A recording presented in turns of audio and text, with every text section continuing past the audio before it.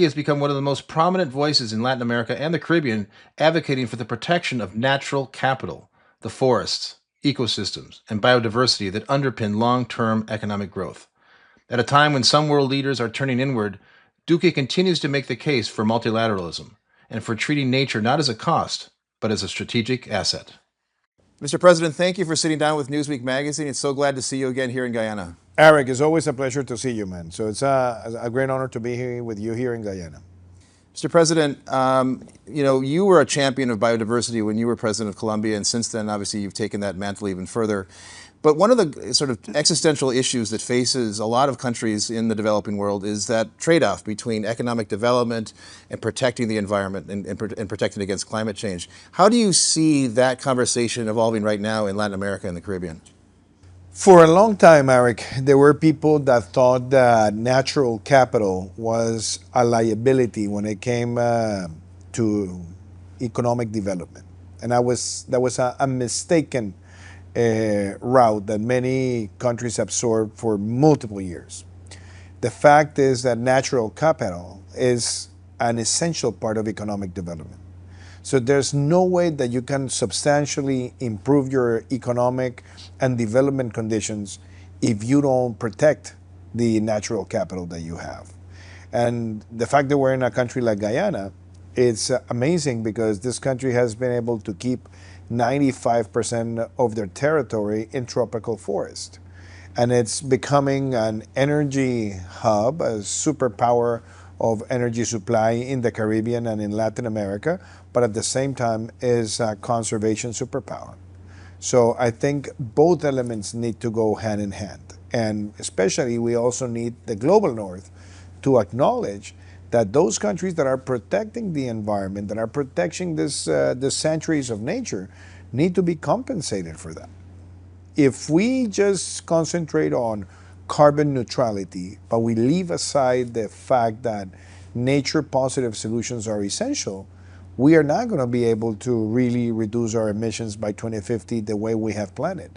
So we definitely need to protect that capital and those assets. And that's why in this conference that we're having here in Guyana, we're talking about the concept of the gross biodiversity product, which is why don't we value the biodiversity and natural capital of countries, and we put a value that is very well regarded and represented in the world and in countries that make the decision not to destroy that capital to be compensated for that. I think that's more than just rational. I think it's a moral duty from the global north with the global south. Now, but what about sort of on the ground, politically speaking, in countries in Latin America and the Caribbean where there's still poverty, there's still a lot of sort of day-to-day challenges? How do you communicate something that is as esoteric as protecting biodiversity to people that really don't even maybe have enough to eat on a day-to-day basis?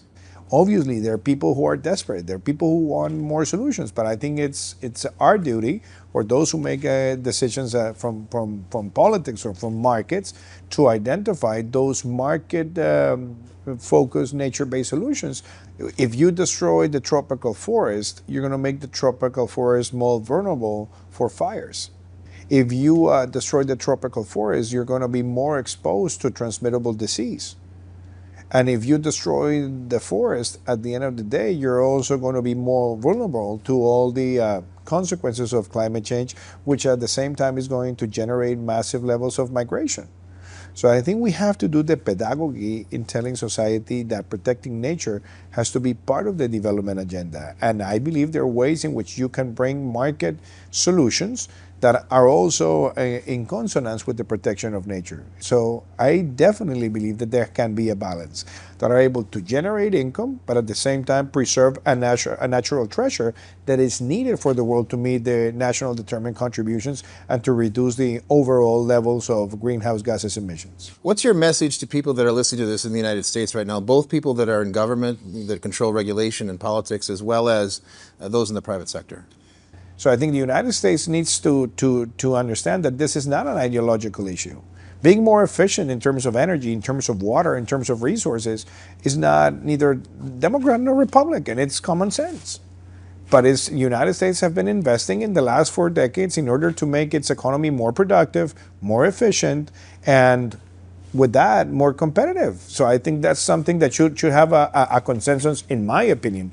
To give you an idea, and I move along the policymakers in the United States talking about many issues, and I can tell you today, when you go to Capitol Hill and you mention the word climate, maybe it will be divisive. But if you come and you talk about efficiency or you talk about conservation, I think it will be bipartisan and bicameral. So if we have to maybe adjust some of the language, but focus on what really matters, which is how to make the United States a real champion of the energy transition, I think the United States has amazing things to show to the world. Do you think then it's partially an issue of how the issue is positioned in the United States? It's partially how it's branded?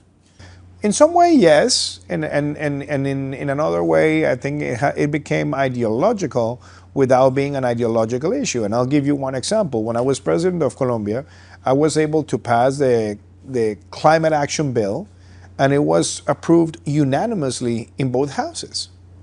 And our politics is maybe are divided as the United States is, but we were able to pass unanimously this bill, which is aimed to be more energy efficiency, to protect nature, to allow our assets to be better valued, and to consider that every time that we're more efficient and that we have less emissions per point of GDP, we are making a dollar invested in our countries a greener dollar, which is something that can motivate investors. So I certainly believe that when you look at how the United States has been improving its energy transition, its clean transportation, its circular economy, its waste management, among many others, I think the United States is one of those countries that has something positive to showcase.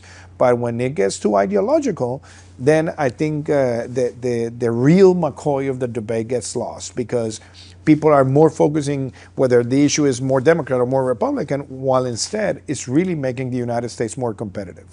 One final question before we wrap up here, Mr. President. Where do you hope this conversation lands, say, 5 years from now? Where do you hope the global conversation is around this issue? I'm worried about disparities, Eric, because I think the global north has been making important decisions, but I think it's setting standards for adaptation, for mitigation, for carbon neutrality that don't match the needs of the global south.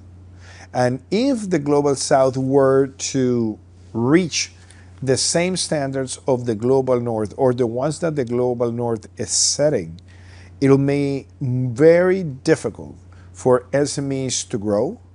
It'll be very difficult for sectors to adapt, and it'll be too costly to produce, so it would make us lose market opportunities in terms of international trade.